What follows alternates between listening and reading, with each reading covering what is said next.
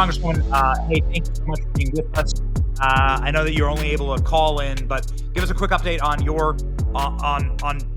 congressional district and status update after the hurricane. Okay. Yeah, so actually, we ended up being a little bit north of the landfall, which was best case for worst case scenario for Tampa Bay. So, we are going to be assisting in Representative Vern Buchanan and Representative Stubbe's districts. But what I can tell you is, we had 2 cranes down. The top of Tropicana Field was ripped off.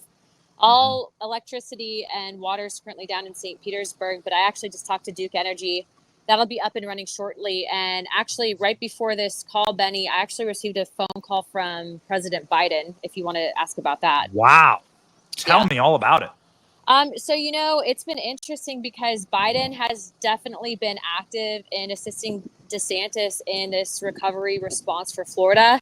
And as you saw, everything that Kamala Harris did to really make this political and really just being nasty and attacking DeSantis when she hasn't even come down here. She has no idea he even had to assist in relief efforts.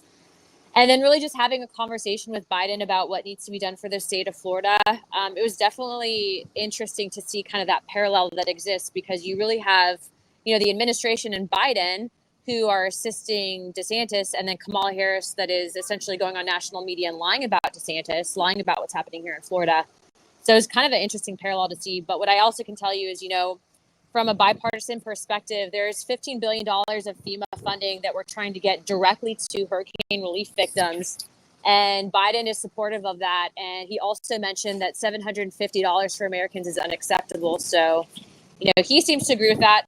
Kamala Harris seems to think otherwise. Just a moment here. Okay, so Congresswoman, you spoke moments ago with President Biden. Yes. Was he? You've been a bit of a flamethrower. Yes, most certainly. Yes, and you're not a big fan of the president. These times are bigger than politics. So that's really heartwarming to actually see the people who are the leaders of this country coming together to save Americans. I mean, saving America and putting America first should be the one thing we all agree on. It seems to be quite rare these days, however, in the actions of the Democrat Party. And you're saying that President Biden simply called you to offer help, to offer consolation. What else? What else happened in that conversation? He asked me specifically what Pinellas County needed and what I saw needed to change at the federal level in regards to getting assistance. So I kind of took off my Pinellas County hat, though, and also started advocating for North Carolina and Georgia because, as you know, those areas have also been impacted. And North Carolina, my goodness, I mean, Asheville, recovering from those efforts is going to take, if not months, years. And so, the FEMA cutting through the bureaucracy and the red tape is incredibly important right now. And so we spoke about that. Also spoke about the money going directly to Americans that have been only impacted by the hurricane. So that is important dialogue to open up and message on. But again, it's interesting because you have I always say, observe the way that people respond in times of crisis. Actions always speak louder than words. So in a parallel, you have, Tampa Bay largely working bipartisan to make sure that Tampa Bay residents are safe and secure. You have DeSantis, who's a Republican governor that's working to ensure all Floridians are secure. You have Biden understanding that he needs to help from the federal side to work with Governor DeSantis, even though it's a Democrat and Republican, to make sure that Americans are secure. And then you have Kamala Harris, who decides to take that time to go on Call Me Daddy and The View, trash DeSantis, trash Floridians, say that 750 is okay and expects to become the next president. And it's simply unacceptable. So, I have been very, very critical of Biden, but I appreciated his willingness to establish a dialogue and calling me on my phone. And I am going to do whatever I can to ensure that my county, but also other Americans are safe and secure, and that we need to be doing our number one job right now is to ensure that Americans are safe and that they're taken care of. So that's where we're going to do it. Did Biden sound with it? Right? Like, was he able to carry on the conversation? He was I actually talked to him for about 10 minutes and he seemed pretty focused on the issues at hand. Wow. I mean, this is good to hear. At the expense of getting roasted in the chat, we've praised Joe Biden for putting on a MAGA hat, for clapping the backs of Trump supporters. It seems like since he stopped being the nominee, he's reverted back to his factory settings, which was good time lunch pail, lunch bucket Joe, we're no fans of Joe Biden, of course. We don't want Joe Biden as president. We want Donald Trump as president. But it's great to see sort of like the weight of such vicious partisanship and that curse lifted from him, and him being able to like do this, because this is what you actually want in a leader.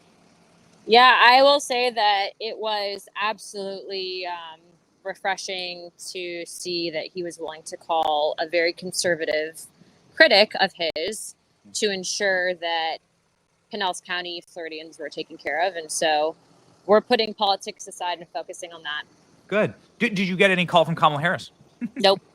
No calls from her. Do you get it? Do you get a? And I know that this would be speculation because I doubt that you spoke about this.